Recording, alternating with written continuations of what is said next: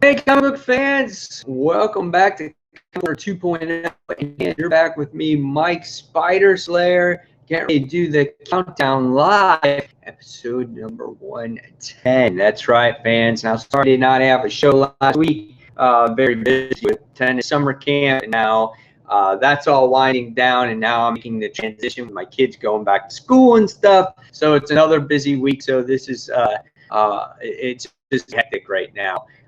So with that being said, though, the Countdown Live will continue each and every week. However, I will not be going forward with the live guests. We're having everybody on. However, it's very hard to coordinate everyone to have certain times and when they're off. And it's even hard for me, too, because my schedule constantly changes as well.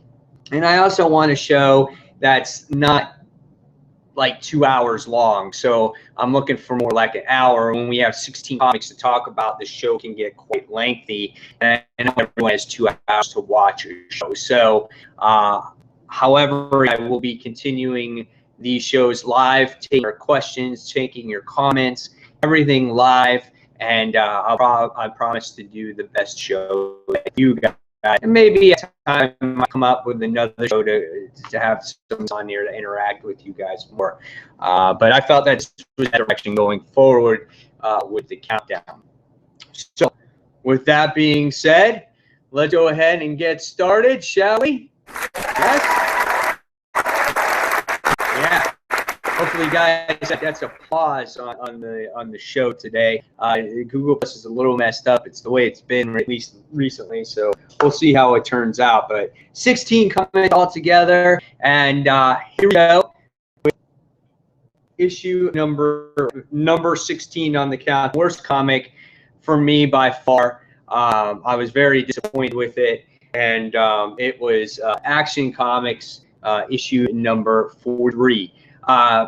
I'm not a fan. This just took a direction of where I don't want it to go when it comes to Superman. Superman is grounded. I like how he is, the people can relate to him more. I like how he doesn't have his powers. But the whole thing about this particular issue is that it's not really a police that are after him because he's an alien. It's these shadow creatures. And I feel like it takes away that, I guess, that human element away from the actual, of what was going on when it comes to Superman and, if with him losing his power. I thought it was really solid in the issue. And, I don't think this was a horrible issue, but it just wasn't like my direction where I wanted to go. So, yeah, again, just not where I want to go with Superman right here, with him going against other aliens.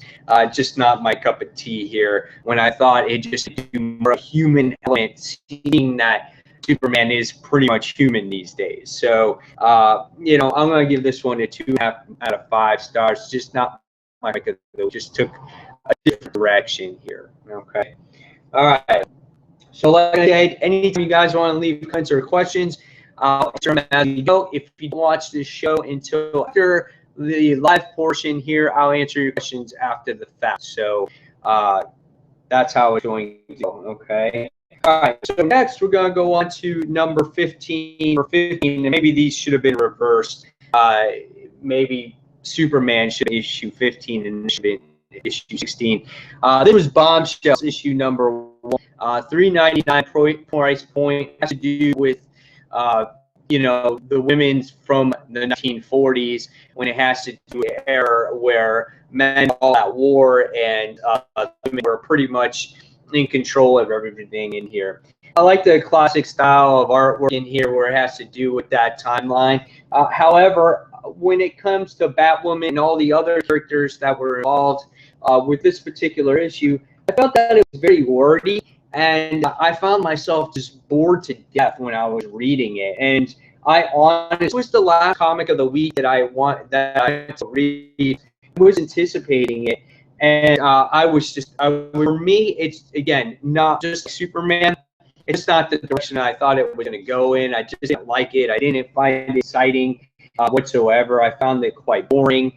And I won't be picking up issue 2. For me, there's just too many out there, and I just didn't enjoy it. So let's flip those. Let's make this number 16, and then let's make Superman number 15 this week. So yeah, I was kind of disappointed with Bob. It's just definitely worth my $3.99 in my opinion here.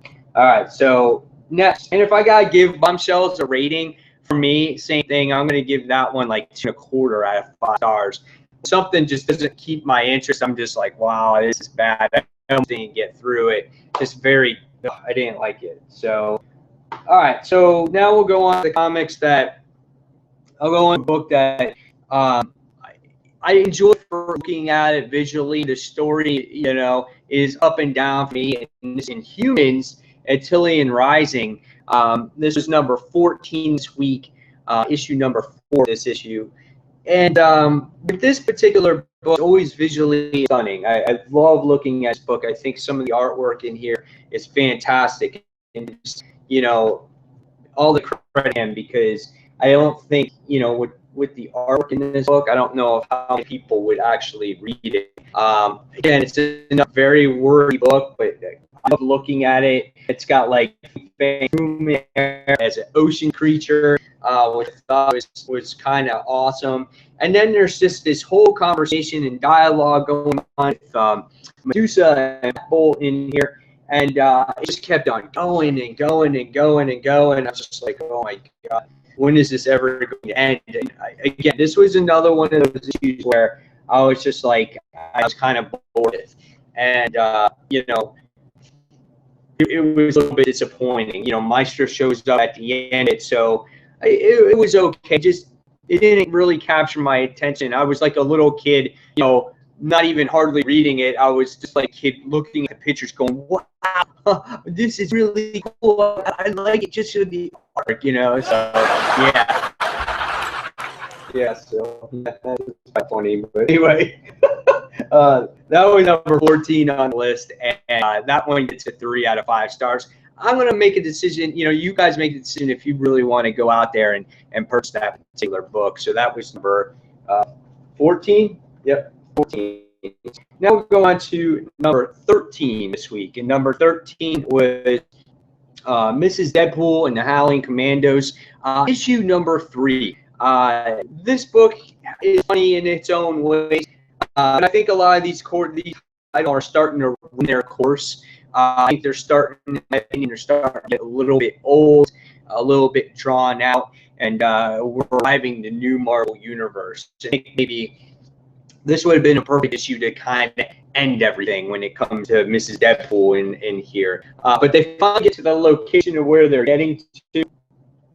Again, artwork is really well done, and the colors are vibrant. Landscaping is really good when you sit there and you look at everything out there in the world. And we get to see them try and go after this artifact that they've been searching for. And Miss Deadpool and the Howling Commandos here have betrayed Dracula. And Dracula's very paranoid.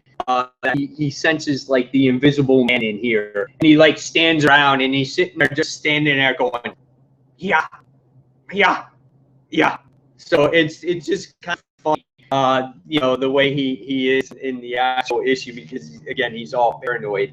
But you get to see in this issue, they're continuing on their quest and to find that artifact to try to stop Dracula. Deadpool continues to be the ghost in this issue, and the only person that sees him is Frankenstein. And out of all people, he's like really one that sees me. And Frankenstein kind of doesn't want to tell his friends because it's like they already think he's crazy. So it is a comical book in its own way, and it's really good artwork.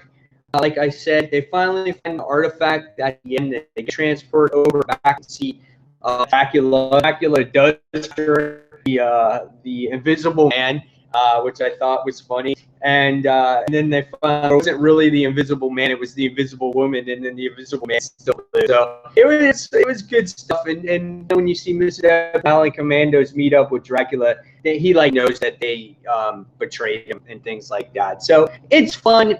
It's a good read. It's a good read for a little laugh here and there. But it's definitely run its course now, And you know, I'm ready for a lot of these titles to end, and just let's move on to the new Marvel universe at this point. So this one, a 3 out of 5 as well. Definitely a pretty book to look at, and it's okay for a story.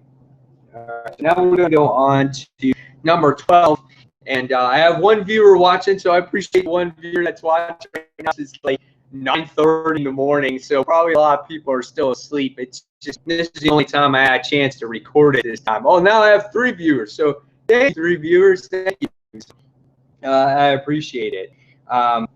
Next on the list is, I think it was say number 13. It was Years of Future Past, issue number 4.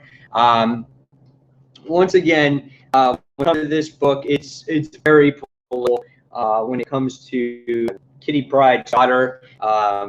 What was her name? Christina and Cameron. And in this, they try to rescue a whole bunch of other mutants, and Pyro's involved in it. And they were fighting for the wrong cause. They were saying, "Oh, we don't need rescuing and whatnot." Again, I like the artwork in here. It kind of fits the tone of the issue. Comes to the apocalyptic setting in here. And then what happens is, in the complete issue, is we find out Magneto, like the traitor out of everybody, he really wants Christina dead, and all the other mutants. He's the one that's rallying the troops. I thought this was really cool how he winds up putting a set together with his magnetism powers in there. I thought that was really badass. And we find out at the end of this whole issue that Christina and Cameron wind up going against each other because he's Magneto.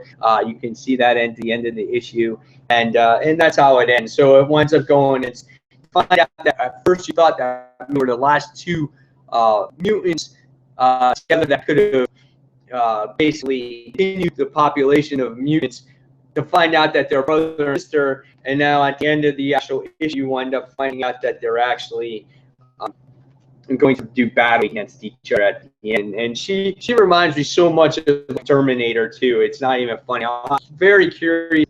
That's where they get, you know, the style from. Be like, oh, let's like Christina Pryde, like the guy from Terminator. That would be pretty cool. Liquid metal. So, and she can fade and everything. So, and he can do so. Interesting read. Again, it's very political. Another very wordy type of piece. It'll be interesting to see how this one concludes. I give this one a 3 1/4 out of 5 stars. And that was number 13. So now we go on to number 12. And for number 12, before we jump in there, see if there's any comments on here. So just give me a second to loading here. So again, as I know this is probably a little bit early for you, but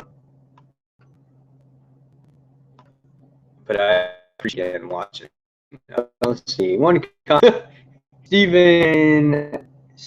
Stefan X Life says, so thank you for watching. I appreciate it. Hope we get a few other viewers and a few other comments as well, but I really appreciate you guys watching. All right, because I really don't want it to be like this out here. Yes, those are great. So now we're going on. Let's see, 16, 15, 14, 12, 16, 15, 14, 13, 12, actually 11. Number 11, that was number 12. So here is number 11. This week it had to do with The Amazing Spider-Man 20.1.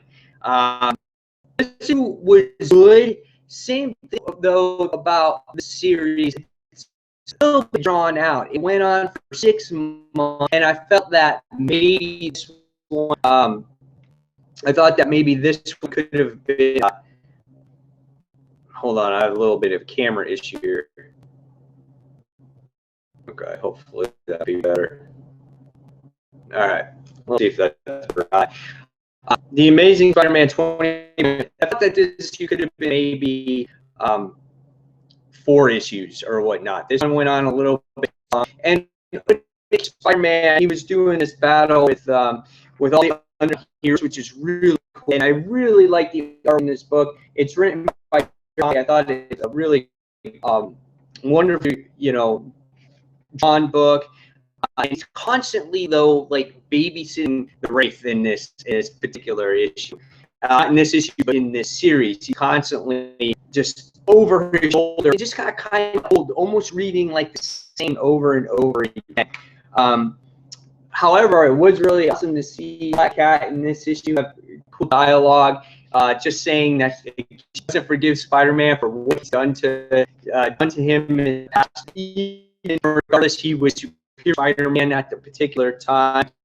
For this issue, we get to see really, I guess, changing herself from, I guess you call, a hero to this anti-hero. And me, to Spider-Man, because no matter what, she's not kept on being anymore. She is just vigilante now. I just wants revenge based off of her father's death or not. So what happens is Negative gets defeated. Spider-Man tries to stop her. They become enemies. Once again, they become enemies issue, and it's just kind of crazy. All in Spider-Man's life disappeared, and it's just kind of odd. Even though Jerry Conway wrote this particular issue, again, it's just like Spider-Man is, I guess, towards the end of this Marvel universe, just has no women in his life whatsoever. So very odd. It was just crazy though to see this particular issue constantly with the Wraith always being babes, and then she winds up becoming, I guess, more of an anti-hero than anything. And then it looks like he gets defeated. It looks like the Wraith gets captured, and she winds up escaping. She's naked at the end of it, basically. She has a little hoodie with her. So it was, again, it's an okay beat.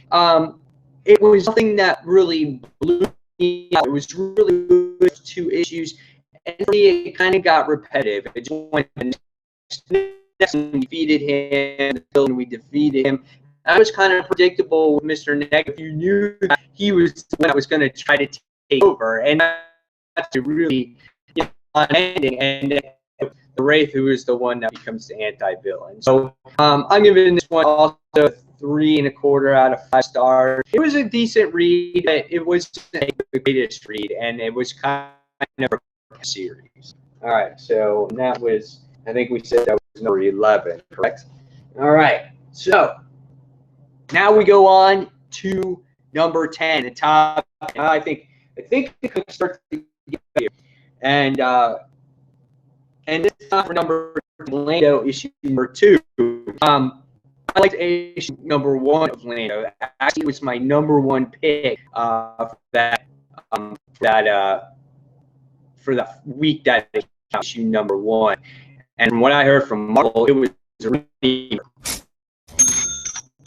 hopefully I sound Google's not white today. Anyway, Lando issue number 2, one of those issues where it was cool because you got to see Lando steal the Emperor Palpatine's space, and not only do they send 1 Star Destroyer, 2 Star Destroyers, but 3 Star Destroyers to go after dude.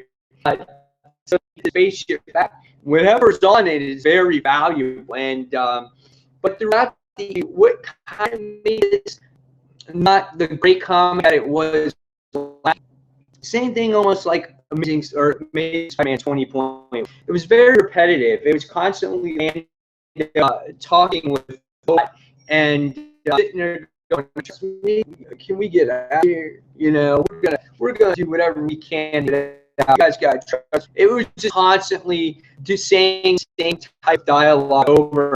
It was a little bit drawn out how long the pursuit for the spaceship was taking. Like the ship, and then it becomes track beam, the Star Destroyers, they start, they were intertwined with each other, and it just took a long time for that plot to develop. And then we end up seeing a new, banner that the Emperor winds up to try to stop, or getting his ship, getting that back. Artwork is pretty cool. It's not my favorite style of artwork, but I do like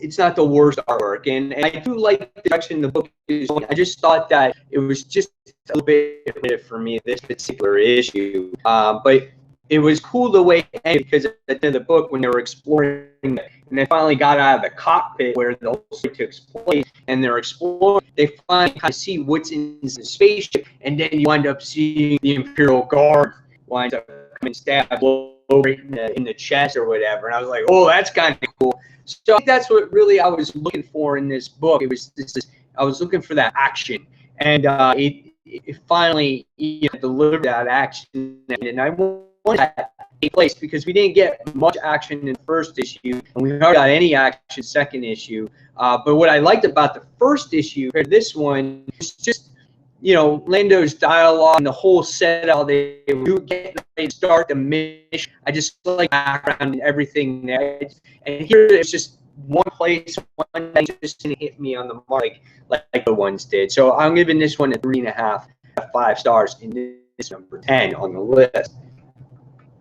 All right, so let's go to number 9. And this book is starting to grow on me. I like this issue a little bit better than I think the first two actually was falling asleep on, and because I read so many comics in a row and I was tired, and then I wound up reading issue number 43 this week. It was Green Arrow. I'm going to see more and more as time goes by. I get back to like the Lemire type of run where you have Nip and everybody else is in here, and you got Amiko who's here as well. And this issue is the whole War of the World type of creatures. I like how Ollie gave them the go to have these creatures on here, and then why going against them. I just don't like the concept of these robots, because it reminds me too much of the world. That's what I feel like I'm reading when I read this particular book. So I don't really like that. The civilian handouts from these particular creatures are deciding if programs are going to go forward or not. But I do like the plan of Neff and Amiko working together in the EU, and then trying to stop creatures and trying to save Ollie from the island, to see them trying to mass produce these creatures. Man Large is queen, so he can release and create more of these creatures.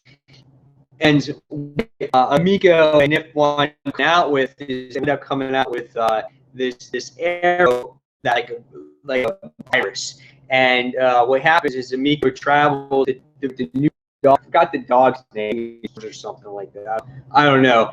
What happens is had to travel to Thailand, and they basically had a shot and infect one of the mother drone, whatever you want to call them, this virus, so it can take all that. And by the time you want to get into the end of this issue, that's what happens. And I like the artwork. It's not like the Jeff Lemire run where Serino was doing the artwork, but it's not as comic either. It's more like a realistic type of work, and you can obviously make what's going on in facial expressions. I love it when these characters apart. So it was really enjoyable read. I thought it was solid. There were some solid character moments in here between Amiko and the dog. I thought that was cool. And I feel like the book is another issue, and then the next one we see will be part 3. So this was a good book. I'm going to give this one a 3.5 out of 5 stars. Number 9 is coming down. It's starting to grow on me more. Again, it was just those first two. Just getting back and kind of the way the book is written again, because I have so many writers on this series, it's constantly changing. It's a little bit annoying to get back into this flow. So 3 out of 5 stars for me, and I was definitely from this here. All right, let me check and see if we get any other comments. So just give me one. I appreciate you sticking with me here through this down. All right, so let's see. All right. It says what kind of studying does have this problem, and yep, it's unfortunately is Google Plus, and I apologize for that. There are some days for Google Plus good, and then days that it is bad, and I'm sorry I can't help that. Hopefully it does clear us as time goes on. It's very frustrating how live streaming actually become. It is a great tool when it does work. So, again, I apologize for that. Hope it corrects itself as time goes. So if you guys do see it improve, can you please just let me know? I feel that it's better. Okay. All right. So let's get back to this countdown. And so on to, let's see what number we're on now. We're on number 9. And number 9 is 8. 1, 2, 3, 4, 5, 6, 7. Yep, 9. Number 9 is also like overall. It was Ghost Riders or Ghost Racers, issue number 3. I really enjoyed it. I've gotten to know Robbie Reyes a little bit more, and this is about the Ghost Racers racing against each other in the Coliseum. Basically, that's what's been going on in this series. And in the last issue, I understand that Robbie wants to print based off his his igniter or whatnot. And in this, he tries to escape Doom and all the people and all the other racers that are getting after him as well. This issue, unfortunately, wasn't as strong as some of the previous ones. I think one on the countdown, it came out on 1, and it wound up like in my top 5. But in this issue, they wind up racing and chasing after you see what all the other Ghost Racers look in the actual issue as well. Which was kind of cool. You haven't seen them really in their human forms at all. And what he got at the end of this one, which made it pretty cool, was his brother to be captured, and his racer with amongst the Greek because we were escaped, so they got to replace him in order to get him back. Well, why not hold his brother for hostage? So I thought that was kind of awesome to see that too. So cool book. It wasn't the best one. But again, I'm going to give this one probably a 3.5, 5 stars as well. There was definitely a mediocre thing that sat there and really blew my mind this week. So, okay. I'm going to go here. And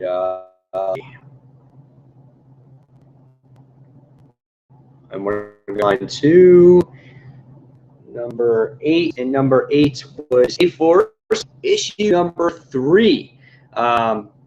When it comes to A-Force, this book's artwork is superb. It stands out, I think, amongst the rest of them. I think it's really well done. She-Hulk looks phenomenal in this issue. She's gorgeous, and so is the other characters in here. Again, here I'll show you some more really great stuff. It's just one of the particularly art books I felt that has to offer when it comes to Secret War stuff. And in this issue, you wind up seeing She-Hulk go through a portal because she feels like the new cosmic character, which we don't know her name is, and she's right there, has been creating these portals. Well, at least that's what Medusa is doing. And she winds up exploring it, and she winds up being chased by the female force in this particular issue. And I feel that she is responsible for everything that is going on, and they want to capture her because she's been jumping lands and doing all the wrong things, and she's not, she's just trying to do what's best for her domain. So in the issue, it looks like, based off of what you see, is that Medusa is the traitor of the group.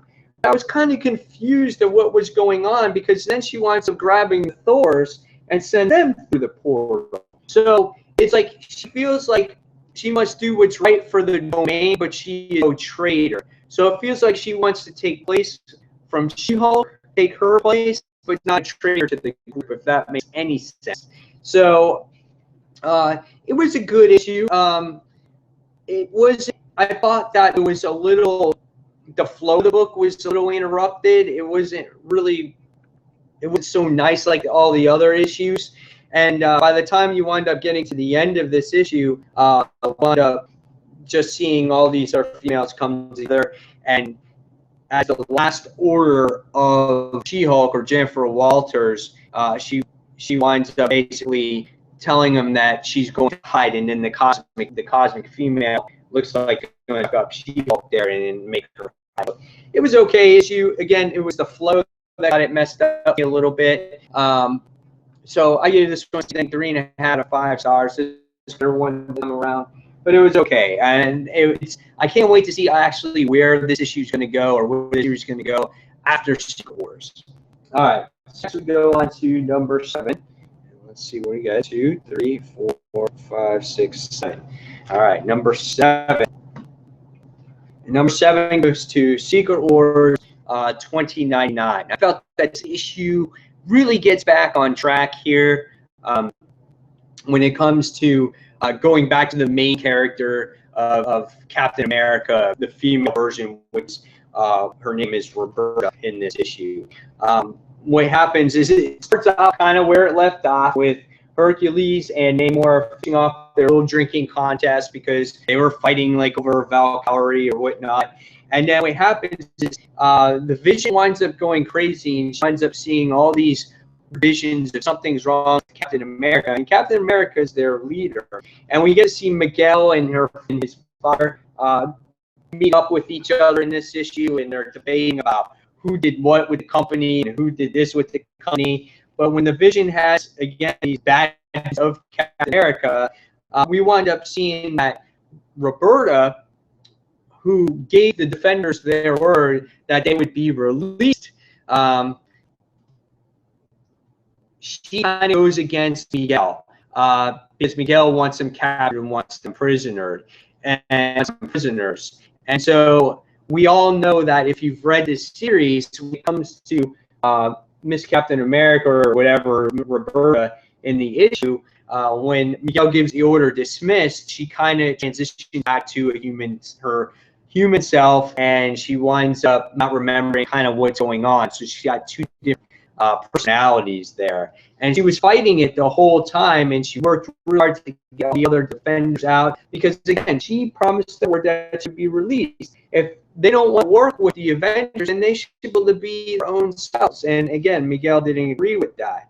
So again, as she's fighting her Avengers, and she's fighting herself not to transition back. What happens is Doctor Strange winds up capturing her, and when she captures back, she winds up reverting back to her old human self again, and she has no idea what's going on. So yes, she was responsible for saving the Defenders, but now she has no idea what's going on and how she's going to stop her fellow Avengers or Miguel from trying to capture them again and whatnot. So really stuff. I like seeing this in America. I really want to see how it was created. I would love to see that character development. It would be a really good story in itself. And this is where I can see a Captain America 2099 with Roberta in here, to see maybe how this character was created, how it continue, or a Avengers 2099. So this was a good book. I'm going to give this one a 3 3/4 out of 5 stars. All right. So next we go on to 1, 2, 3, 4, 5, number 6. And number 6 this week for me was Starfire, issue number 3. This book continues to be solid. However, the one reason why this book is not in top 5 this time around is that it's very, very wordy. I mean, it comes to the point where it's like almost too wordy, where there's so much unnecessary dialogue to tell what's going on with the story. It takes a long time to read. However, when you see Starfire and the type of character that she is, I mean, here's again, look at this dialogue in this book.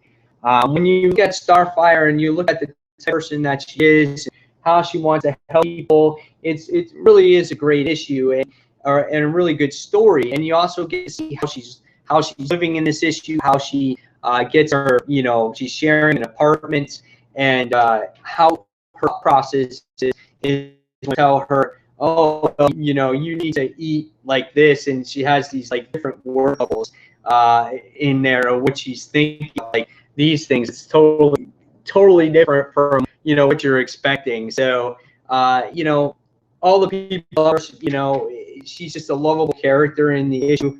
You want seeing this big creature that shows up at the end of it all, and he's destroying this bar, this restaurant, and whatnot, and he absorbs Starfire's energy. And we find out that the waitress in this restaurant is a I'm trying to think of her name. What was her name? Her name was Lee.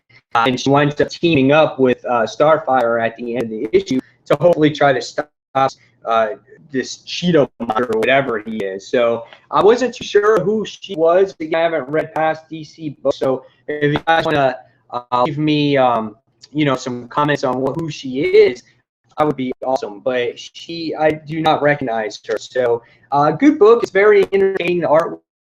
I love Starfire as a character. Every time I read her, I think of just, her voice from Titans, and I do love her as a character overall. So again, I give this one 3 3/4 out of 5 stars. So this was pretty good.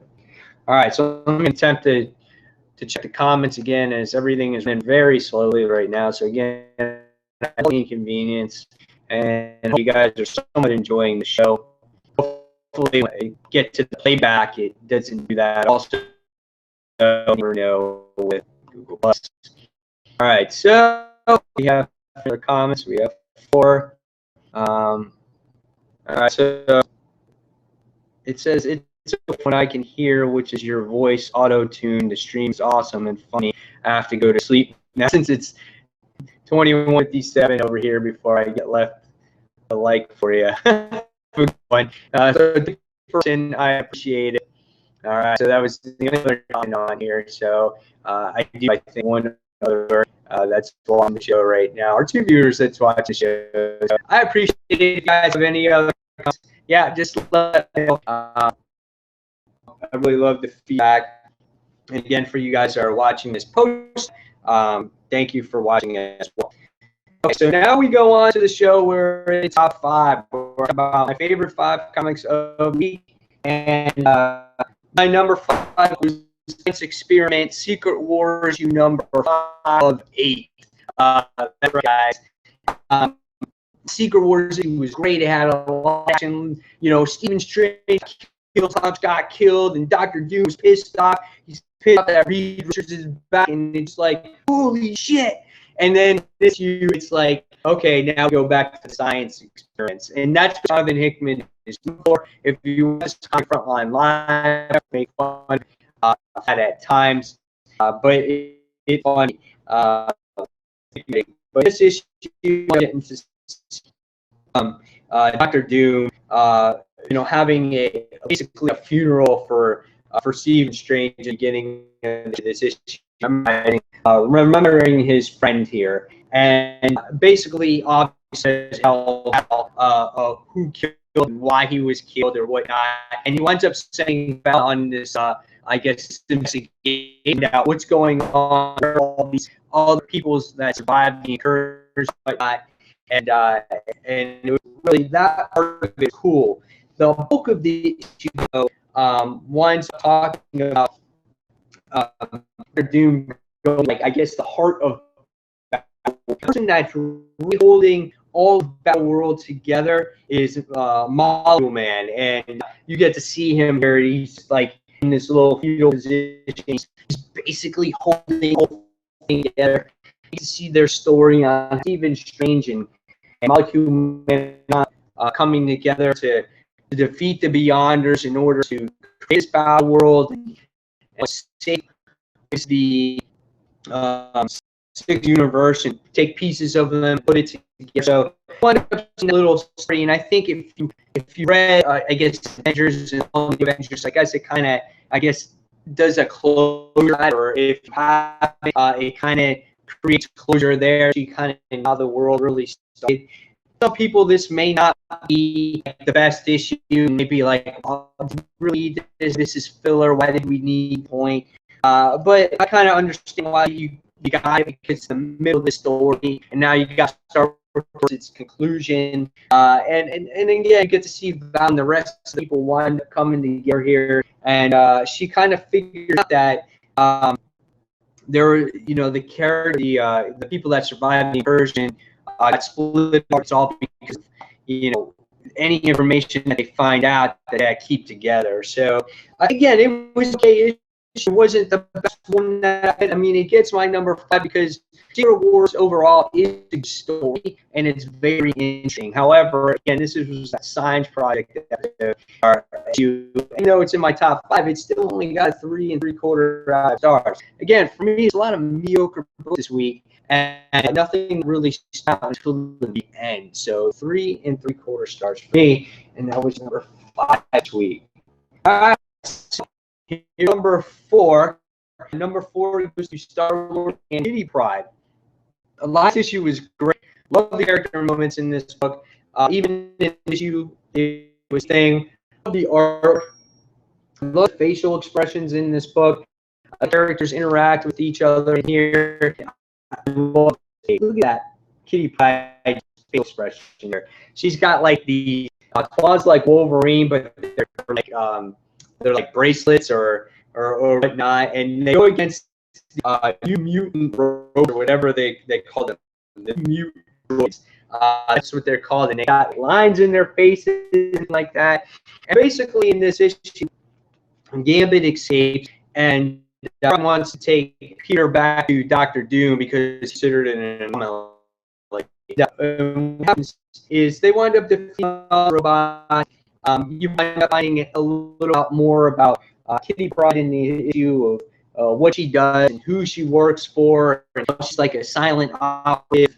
And they wind up going to have to go chase after Gambit. And it's fun because you get to see Peter have this imaginary kiss, and to see him talk to Kitty, and he's just like, "You're not the Kitty I know at all." He's like, "You're just the opposite. You're this animal," and just all those dialogue, just those character moments were really good in this issue. It's really funny.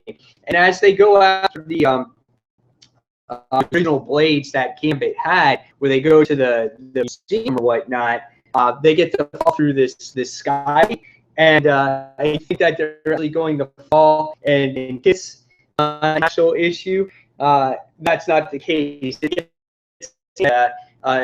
Action scene, you wind up being captured by it at the end. So really cool. This is a lot of fun. No, I love this series. I think it's really done. And I'm going to give this 1/4 out of stars. Just a lot, great to read. Garrett, great, coupled with awesome artwork. And this is a good Secret Wars title. I think guys should definitely. And that was more on the list this week. So before we get into the top 3, I'll see if you have other comments. Guys, to tell me what your favorite was, or what you're looking forward to next week. Go ahead and leave it in the comments below, and let me see if I can get any other comments up here. If it's up. And again, watch the show after it's live. Please leave comments as well, and I'll be glad to you as soon as possible. But again, thank you for watching. It's a great and really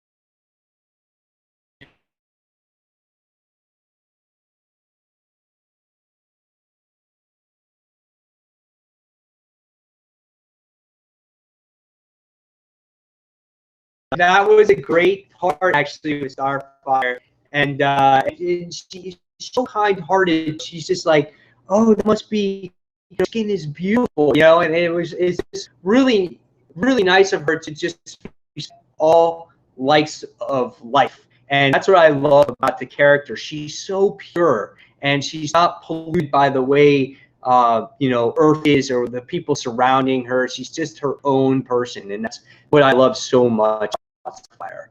Okay, so those are the new comment I got on there. So again, guys, please leave me anything that you want to share with me, and again, I'll be glad to get back after the top 3 book of the week. So number 3 is another for me, and it's Planet Hulk, issue number 4, I think. Issue 4. Now the last issue was a little slow, but this issue picks up. I thought this was great. Who's writing it? I forgot who's writing. Zombies, and Mark Lemming is the artist in here. The artwork, again, I've said this many times, that the book, because they're in this barbaric like world of lands and the Mud Kingdom, and so you expect that type of tone of book where it's just all the just like sunset type of settings and just warriors and things like that. So again, I love the artwork in this book.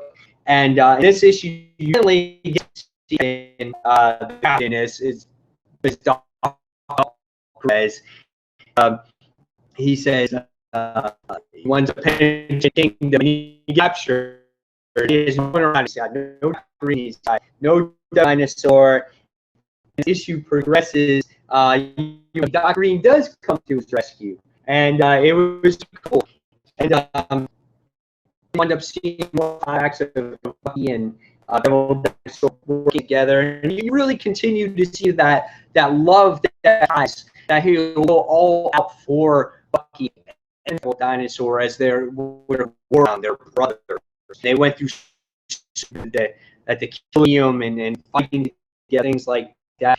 And as Hulk and as Hulk and try to make, guess who does make their appearance back in, and it's Dinosaur. And I was like, oh yeah, awesome, he's awesome again. And then what happens is taking out the Green Monster, the Hulk, and he winds up hitting the Hulk or the group, and you get to see him there. And the thing is that Captain gives him. He says, give me and I'll let you live. I'm not here to kill you. I just want my friends. And then he goes, oh, prisoner? He's like, prisoner? He starts like, oh, it's cool because he's got this one eyeball in here. He's been through a lot. And he's even laughing more. He's like, prisoner? I starts cracking up. I'm like, what's going on? Did he betray by side? And what happens, he sent back about a month ago with his head in his box, and he winds up in his arm. And shit, that is the last thing I totally expected was Bucky's, him being his trophy and Bucky killed. Is Bucky killed? We truly don't know. It could have been said. The way he did say it is like, I sent head to Doomsguard a month ago.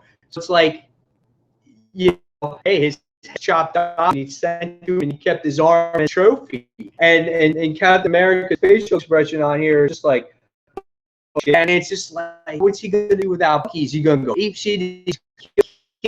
Thing happened. I really love it because I liked it. It was like these different stages. Again, I said it was like a video game. They go through all these different stages to get this Red King. They get the big level, and now his buddy isn't there anymore. And I was, oh, that's awesome. So this is one delivering. My one a little slow, but again, that's kind of like there's an overfiller issue with the case of the story. But there, I 5 hours. And Good stuff. All right. Number 2 this week goes to The Walking Dead, issue number 115. Really great series. It has really been good past year or two when it's come to this time when it comes to Rick and everybody else. But in the last issue, and this is a spoiler in case you guys haven't heard yet, you should have now. And if you've been reading this series, you wind up finding out that Michonne was broken up with Ezekiel. Bill has and not only was Ezekiel killed, there's a lot of other types of community members that were killed by these murderers. And it is a warning to Rick saying, if you we're going to kill the rest of your people. And so what you is forced now with Rick and Shin, he's going to do with people. And Michonne was full of emotion. Actually, this whole emotion when it comes to our main characters, because Michonne wants him to go over, and Rick is we're going to take everything that we're going to away. So there's a lot going on here in this issue, emotional factors, and time we wind up getting to the end. Eugene found out Rosita is missing, and she was pregnant baby. And Rick winds up making it back to the community, and he ends up going to town and these people were killed. Now, interesting to see what's going to happen with Rick and how he's going to handle the situation. Because is he going to put his community members at risk, or is he just going to let it go? That a lot of his community members are going to want revenge. You know, are they going to listen to him? Are they going to go against him? Could this be the fall of Rick Grimes? Send out a whole bunch of people to do his job? Who knows what's going to happen here? But a very important issue. Reason because all this happened because of Carl. Because Carl hooked up with his little Lydia, and he went back to that Whisper group, and he went chasing her. And because he wanted more, he's the reason why no one else got killed. Way to go, Carl. You're my hero. So what happens now? But that was definitely number 2. 4.75 stars out of 5 stars. Of the week for me, and this was the best one I've read from this series in a while.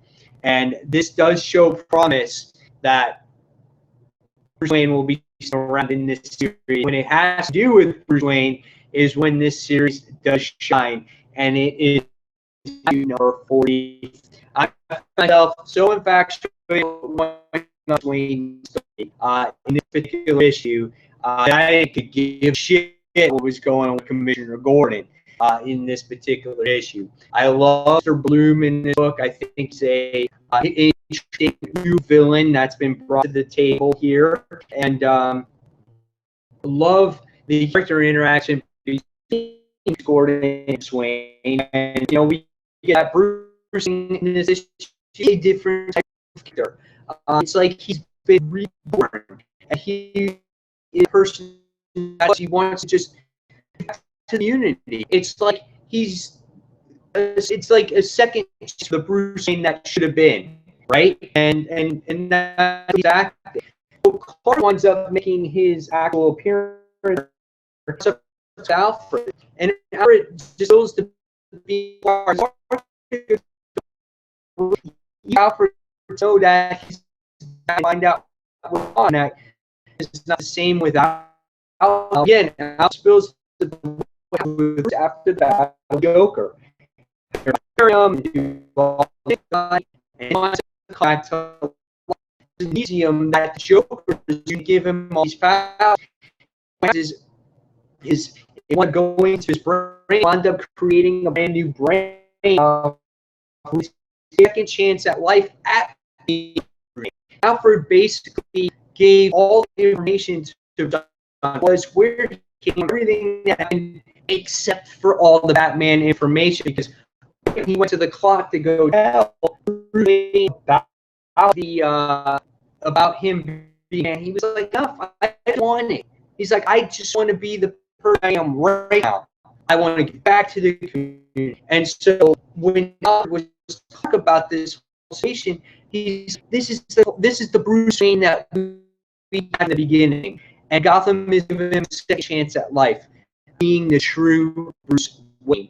And Superman was instant having Alfred tell him who Batman was. And I was like, listen, even if I did, he doesn't have any of the training that he has. He doesn't have anything, so he's worthless as Batman, and he's going to get killed. Is that what you want? So it was a very emotional issue in here. We also talked about that Batman was creating device.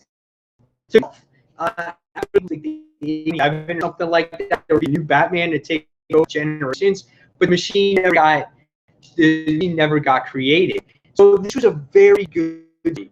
And the one I've seen, Batman are just dealing with Mr. Bloom's here. Mr. Jordan using, it looks like he's smoking again. It was candy that he has in his mouth.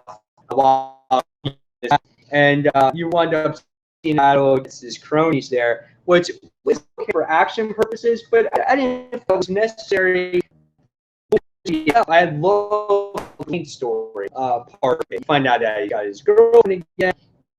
Watching Mr. Bloom going up the ranks in Gotham, ended up talking with a lot, and now that Cobblepot, I don't want your nonsense or bullshit, and he wanted to torture Mr. Bloom, and well, let's just say it wound up backfiring on, and Penguin winds up, Bloom's up, he's like, I don't know what he is. He's this freak. It's like, whoa, I want to know who Bloom is. I was like, this is awesome, but we're going to focus on it. It says, who is Mr. Bloom? He stole, he got Penguin right. He killed all his cronies. I was like, oh man, it's weapon in here. This was a written issue, phenomenally well done. Love seeing the story, that closure of what happened to Bruce after the fact with the Joe battle. And this is where it really shines when it has to do with the main character. And even though the Batman is cool, Bruce is where it's at. And I love all that coming to Alfred, and you gotta feel the character. So this is sit out. This is for me. Great. If you guys have not read before you dropped it because of the direction it's going, you want to reissue it. So maybe it gets you back on board and hope for to make it eventually. So we'll see where that goes. So there was the top week. And before I sign off, I'm going to take any questions that you guys may have had from it. One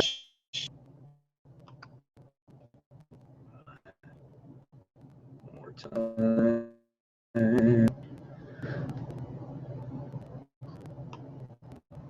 All right.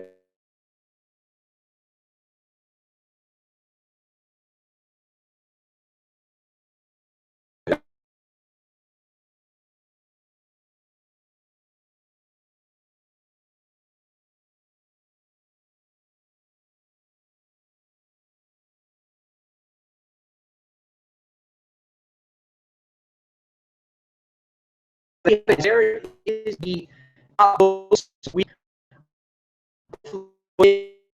below. Like I said, I'm no longer doing code. Just too much scheduling. It would take a really long time. Again, I will continue to answer your questions, comments live.